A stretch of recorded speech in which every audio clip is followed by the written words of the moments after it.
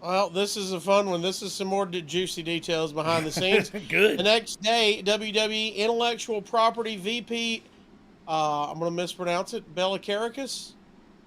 Not Do you sure. know that I'm person? not sure. No.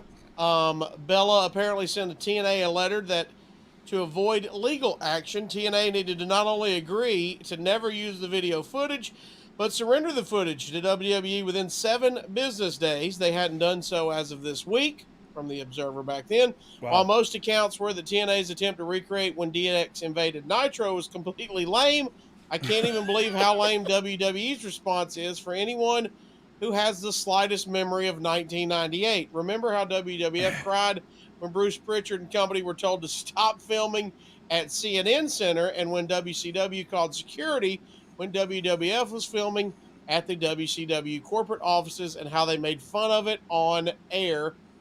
Dog, that's what you alluded to, dog. Yeah. What goes around comes around. Yeah. Well, and a lot of that, I don't know a lot of those references that they're making there. It's above my head still.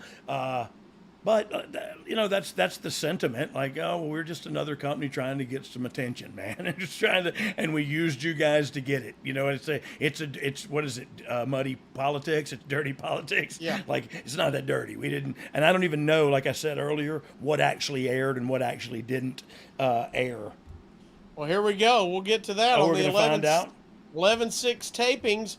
Mike Tenay announced that fans could vote on the website whether they want to see the footage or not.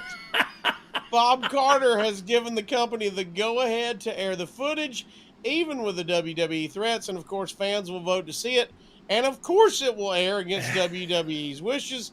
TNA wants to turn it into a major issue, and I'm guessing they will acknowledge and possibly even read the WWE's letter threatening to sue on the air. This is starting to smell like an angle here.